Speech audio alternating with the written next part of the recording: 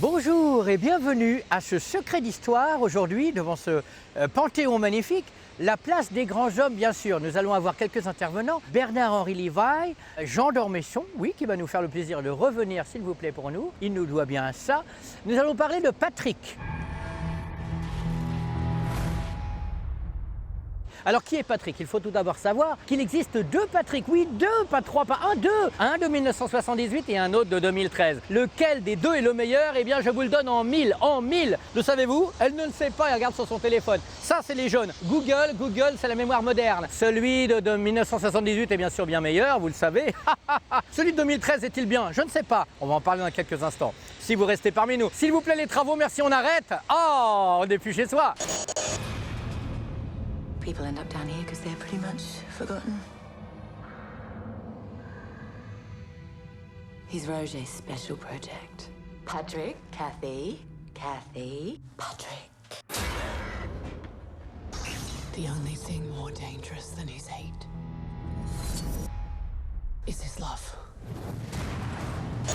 Alors que raconte Patrick? Figure-toi qu'il raconte pas grand-chose, Patrick, parce qu'en fait le personnage de Patrick n'a pas un seul mot de dialogue du film. Et ça c'est valable dans l'original comme dans le remake. L'histoire est à peu près la même. C'est un mec un peu chelou qui visiblement a tué sa mère et son amant. Il a une espèce d'attachement à sa mère. Il voulait visiblement détruire les gens autour de sa mère pour la garder pour lui, voilà. Et il se retrouve à l'hôpital dans le coma, éveillé pendant des années. Donc il est comme ça. Et l'acteur qui joue Patrick dans les deux, il est comme ça. Pendant tout le film. Can you hear me? Et donc il y a une jeune nurse qui est embauchée par cette clinique un petit peu rude, un peu chelou, pour s'occuper de plein de trucs et qui tombe bien sûr un petit peu amoureuse, en tout cas passionnée par Patrick, mais surtout Patrick, lui, qui est encore éveillé, malgré ce qu'on dit, est amoureux de cette femme. Et avec ses pouvoirs télékinésiques, il essaie de se débarrasser des gens qui sont autour de cette jeune femme qui est amoureuse de lui, un petit peu. Voilà, c'est ça la trame du truc. Alors ce qui est marrant, c'est que ce film est un bon exemple de l'idiocratie des cerveaux. C'est-à-dire que dans l'original de 1978, c'est des films australiens, les deux, hein, Richard Franklin l'original et je ne sais plus qui le nouveau, marque quelque chose, je vous en parlerai tout à l'heure grâce à mes petites notes. Dans le premier, on n'expliquait pas grand-chose. Et à la fin du film, on reste un petit peu sur sa fin, mais ce qui est très bien, pour plein de petits sujets, tout n'est pas expliqué. Et dans le nouveau, bien sûr, façon moderne, tout est souligné. Alors tout est souligné à l'image, par les dialogues, mais tout est souligné aussi par la musique. Je vais vous en parler parce que le mec qui a fait la musique, c'est pas la moitié d'un musicien, n'est-ce pas? C'est un Rital qui a eu des cartons en tant que chanteur un peu crooner dans l'Italie des années 60-70, mais qui est très connu pour avoir fait la musique de beaucoup de films de Brian De Palma. Mais je vais vous en parler après. Un exemple, par exemple, pour donner l'exemple de la différence entre le film de 78 et le film d'aujourd'hui, enfin 2013, hein, c'est presque aujourd'hui, hein, ça fait 8 ans, bon ça va, c'est majeur. Dans le 1978, il y a le docteur qui s'approche comme ça de Patrick sur le lit. Et il a une espèce de truc qui met dans l'œil. Alors tu le vois regarder les yeux de Patrick.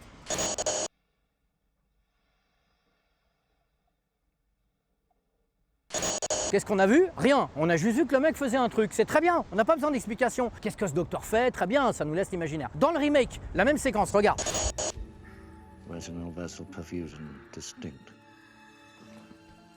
Il fallait dire vascularisation de la rétine intacte. C'est comme si le mec ouvrait une porte puis il faisait j'ouvre une porte, je sors de la pièce, je referme la porte parce qu'on est devenus des cons. Patrick le remake nous montre qu'on est devenus des cons et en ça il est très bien.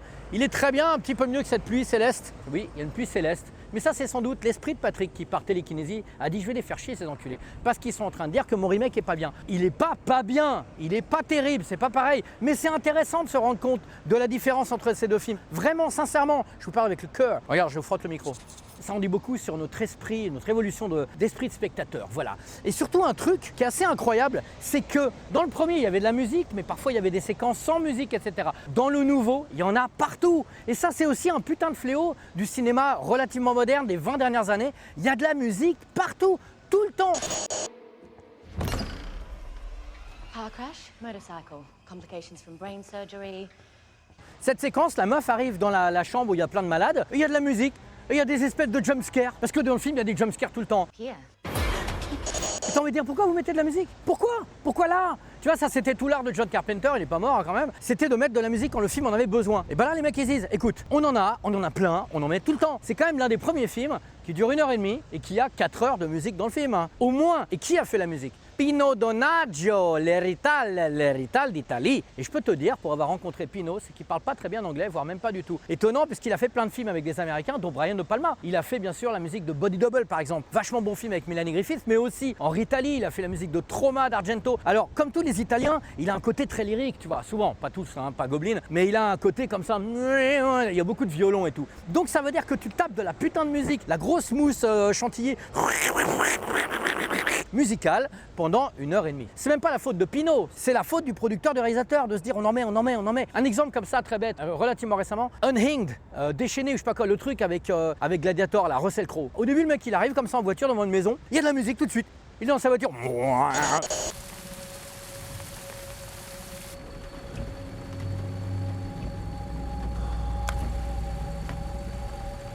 Puis pourquoi de la musique? Pourquoi de la musique? Bah t'imagines, tu vas acheter un éclair au chocolat, il y a un grand orchestre philharmonique de Prague qui accompagne ton achat de l'éclair au chocolat. Tu peux pas te contenter du fait qu'un éclair c'est cool, que c'est bon. Non, il faut en plus faire... Le mec qui mange son éclair, il y a de la crème tout le temps. Et moi la crème je dis non. Je dis non, surtout devant le Panthéon. La crème c'est non.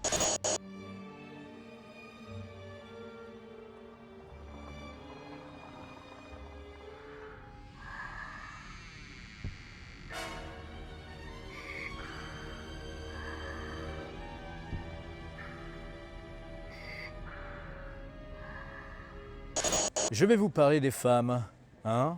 Quoi d'autre comme sujet? Non, je vais commencer par les hommes. Le mec qui joue Patrick, dans le premier, ce mec-là avec une tête incroyable, vraiment une tête incroyable. Il est sur l'affiche, il a des yeux vraiment tétanisants, c'est un putain de casting. Et je vous rappelle quand même que c'est un mec qui n'a pas une ligne de dialogue, qui ne bouge quasiment pas. Patrick, show her, please. Donc il fallait vraiment qu'il imprime quelque chose. Le casting du premier film était génial. Ce gars, il a juste vaguement un ou deux mouvements, mais quasiment rien. Et vraiment, il est brillant. Alors que dans le remake, ça aussi c'est assez représentatif, je trouve, d'un certain cinéma tel qu'on l'imagine aujourd'hui, de l'hollywoodisation des années 80, c'est-à-dire un côté vraiment très lisse. Voilà. Et ce mec, il n'imprime rien. Et en plus, il fait même pas de bruit. Les camions dans Paris, c'est toujours un petit plaisir. Heureusement qu'ils ont un tout petit zizi. Ah, il vient de me faire un signe, il a effectivement un petit zizi. Le mec qui joue Patrick dans le remake, déjà sur l'affiche tu le vois, il n'a pas cette espèce de tête complètement habitée, un petit peu, on ne sait pas ce qu'il y a dans les yeux du premier. Le nouveau mec, en fait, tu as l'impression qu'il va te vendre du fluocaril ou une start-up, quoi. T'en as rien à foutre, c'est un peu un problème. Tu le verrais dans la rue, tu dirais, oh le pauvre Bellâtre, ils doivent être dans les anges de la télé-réalité. Bah non, ils l'ont pris pour Patrick, voilà, c'est un vrai mystère. Et c'est un petit peu valable pour le reste du cast aussi, même s'il y en a des très très bons, notamment Charles Dance.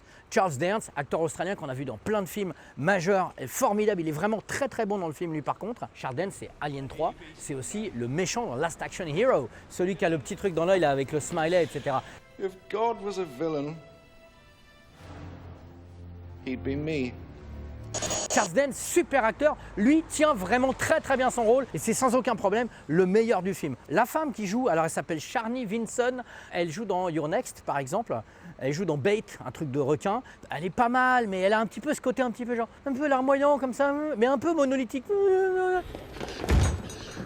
Elle n'est pas super variée, elle n'a pas beaucoup de finesse, alors que la première qui s'appelait Suzanne Penaligon ou un truc comme ça, elle était super mignonne, elle a un côté un peu comme elle. Un peu comme elle, c'est-à-dire la bouche ouverte et offerte, mais aussi un côté évanescent, rigolo, super mignon, sexuel, mais pas trop. Elle arrivait à tout faire. Le côté terrifiant, le côté terrifié, le côté dur, le côté doux. Vraiment, elle était bien. Et je pense que c'est aussi un cinéma dans les années 70, dans tous les pays, qui était vraiment peut-être plus fin. On était post-nouvelle vague, on était tout ça. Les années 70, je ne vais pas vous refaire l'histoire, mais évidemment, c'est les grandes heures de Scorsese, Coppola, etc., de Palma. On n'est pas très très bien payé sur Freakson. Par contre, on a des avantages en nature, notamment des bains-douches habités par des créatures assez étranges. C'est à la fois des intouchables indiens et des créatures offertes au tout venant, le tout venant étant nous, le dépeceur d'Abidjan derrière la caméra et moi-même. Je me souviens très très bien de ce que j'allais vous dire après, notamment que ce qui est très marrant, c'est qu'il existe, je crois avoir compris, parce que je crois toujours, on n'est jamais sûr de rien, 2 versions de la première musique du film. La musique officielle internationale, c'est Brian May, pas Brian May, I want to wreck.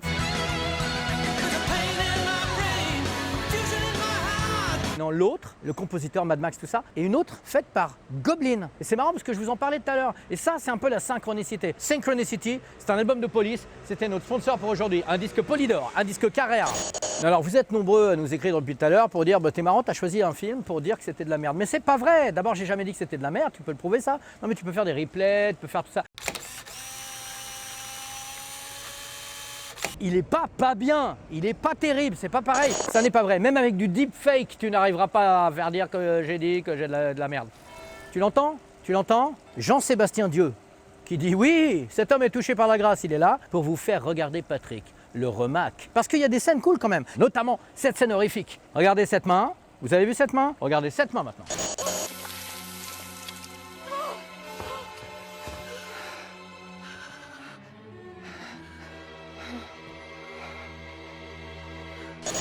Eh ben ça, je peux te dire que quand tu mates le film, tu fais pas le fier. C'est dégueulasse, c'est vraiment hardcore. Il y a une scène comme ça dans le premier, mais là, vraiment, comme je vous l'ai dit depuis tout à l'heure, tout est un peu appuyé. L'horreur aussi est appuyée, voilà. Et il y a aussi cette séquence qui restera culte parmi les cultes. On peut même enlever le TE à la fin de culte. Regardez bien.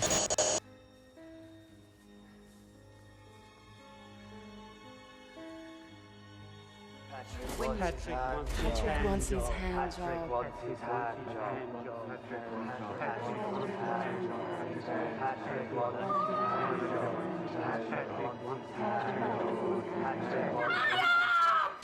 Vous avez vu cette séquence? Il veut que tu le masturbes, etc. Alors ça, évidemment, dans le premier, il y a une petite séquence de tripotage de pénis comme ça, très sensuelle, parce que je vous ai dit que la femme était délicate et elle n'est pas appuyée, etc. Celle-là non plus n'a pas un côté méga sexy, donc c'est mignon. Mais surtout, ils ont rajouté cette séquence où les morts font « Ah, il veut que tu le branles et tout ». Ça, mon pote, c'est marrant, c'est marrant. Tu as failli me décevoir et ça, c'était bien. Par contre, le vrai truc cool de Patrick, c'est que c'est une histoire de crachat. Ouais, c'est une histoire de crachat, parce que Patrick, il peut pas parler, on est d'accord, on s'est compris. T'as écouté. Alors qu'est-ce qu'il fait? Il crache. Il fait...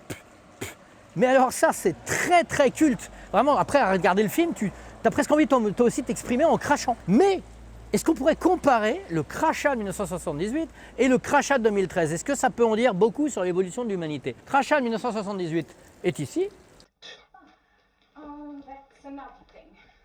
Et le crachat 2013, la collection complète ici. Voilà, voilà, mesdames et messieurs et mesdames, vous avez le choix dans la date, la collection automne-hiver du crachat. Très important, ce petit crachat. La musique du crachat dans ce film-là, je vous le répète, est un truc important. Vous allez faire entre amis, en famille ou avec votre chien pendant des lustres. Après, vous allez imiter Patrick en train de cracher. C'est quand même cool, non? Hein? C'est cool. On peut parler de Mark Hartley là vite fait? On peut parler? C'est bon? On s'entend pas là, s'il vous plaît. Vous posez le popcorn de merde, c'est nul. Mark Hartley, il a réalisé avant son Patrick un petit court-métrage, hasard, coïncidence, on ne sait pas, sur le producteur du premier Patrick. Et comme par hasard, quelques années plus tard, ce producteur lui dit « Hey, il est cool ce Mark !» Et il se retrouve lui-même, Mark Hartley, aux commandes de la réalisation du remake de Patrick. Bon, c'est plutôt rigolo, voilà. Mais surtout, Mark Hartley a réalisé un excellent documentaire que vous avez peut-être vu, Electric Boogaloo. Le documentaire sur la Canon, hallucinante firme créée par Golan et Globus dans les années 80 qui a produit plein de trucs comme Over the Top avec Stallone, des Charles Bronson, des Michael Dudikoff, etc. et des Chuck Norris. Il a réalisé Electric Boogaloo, le docu génial auquel ont refusé de participer Golan et Globus puisqu'ils ont produit, bien sûr, les Grigou Forever, leur propre docu sur leur propre firme et sur eux-mêmes. Voilà, les deux documentaires sont complémentaires et le celui de Hartley est génial. Mate-le avec tes yeux avant que je les crève. Et voilà, c'est devant les locaux du dépeceur d'Abidjan, c'est là qu'il enferme ses victimes, dont vous, peut-être bientôt que nous allons terminer, mais pas avant la séquence désormais classique du casting quantique. Plein de stars dans ce Patrick Awakens de 2013, dont Roger le relou à moto, Uber Eats, formidable métier d'avenir, mais surtout il y a qui? Il y a Olga Kurilenko, regardez-la. I'm bored. Out of my skull. 5 minutes, get changed. C'est pas tout. Ashton Kutcher, c'est à toi. Il y a aussi Monica Bellucci, sous vos applaudissements. This patient at work. Patrick. Sans oublier bien sûr Doctor Strange, Benedict Cumberbatch. Regarde, c'est lui. Well, I'm staying at the boat sheds. I'm not going to leave till we sort this out, yeah? Et nous allons terminer par une deuxième tradition. Je vous avais posé comme question, la dernière fois, Jean-Luc Dieu, s'il te plaît, Soleil. Non, c'est pas la dernière fois. Quand j'avais empitché Elvira, Mistress of the Dark, j'avais dit, qu'est-ce qui pourrait sortir du canal Saint-Martin? Le truc le plus horrible. Et vous aviez répondu. Mais entre-temps, j'ai reçu, putain, une autre réponse, en dessin cette fois, de Francis Lax, alias Nicolas Alberni, qui nous a fait ce putain de dessin. Qu'est-ce que tu veux qui sorte du canal Saint-Martin, à part Jacques Martin? Regarde-moi ça. Chez vos applaudissements. Il n'est pas formidable, Nico? Alors envoyez-nous des dessins comme ça, des trucs cool. Envoyez-les nous, parce que vous allez devenir riche. Vous allez devenir riche, riche, riche, riche. Et qu'est-ce qui compte aujourd'hui à part l'argent? C'est le but de cette émission, bien sûr. Quant à l'une des émissions récentes, j'ai empitché 2001 Maniac, souvenez-vous. Et je vous avais posé comme question, il faut prononcer correctement, comme Stéphane Bern. Hein, je vous avais demandé dans quel village de France, dans quel coin de France pourrait-on imaginer une histoire aussi horrible que 2001 Maniac? C'est-à-dire un petit village, des villageois qui traversent, un endroit chelou, un massacre. Dans quel coin de France? Et bien sûr, qui c'est qui a répondu? C'est Nécromorbide. C'est la tradition. Et je m'empresse de vous dire que la tradition, ça s'achète non coupé, parce que les boulangers qui te font payer les tranches de pain, genre je vous le coupe, je vous le découpe votre pain, genre t'as l'impression que c'est un service. C'est pas du tout un service contre 15 centimes. Dans quel pays on fait payer 15 centimes une découpe de pain? Tu vois, c'est comme si tu veux dire un pain c'est 1 euro, 2 euros, 3 euros, n'importe quoi. Ah bah les boulangers. Nécromorbide a donc répondu à cette question dans quel coin de France? Il a dit, comme d'habitude, je me permets de répondre à la question et du coup je verrai bien le film se situer à Paris. Et plus précisément dans l'Élysée, Manu. Et pour faire plaisir à tout le monde, les maniaques investissent les lieux pour faire une boucherie. Nécromorbide, tu es horrible. J'aime beaucoup ton horribilité. C'est formidable. Du coup, petite question. Tout à l'heure, je vous ai parlé de crachat. Eh bien, vous savez quoi? Vous allez vous sortir les doigts du cul, parce que je sais qu'il y a les 10 dedans en ce moment, et vous allez nous envoyer quoi? Des fichiers audio ou vidéo où vous crachez. Et c'est le meilleur son de crachat que nous sélectionnerons et à qui nous ferons gagner cette Ferrari. Regardez.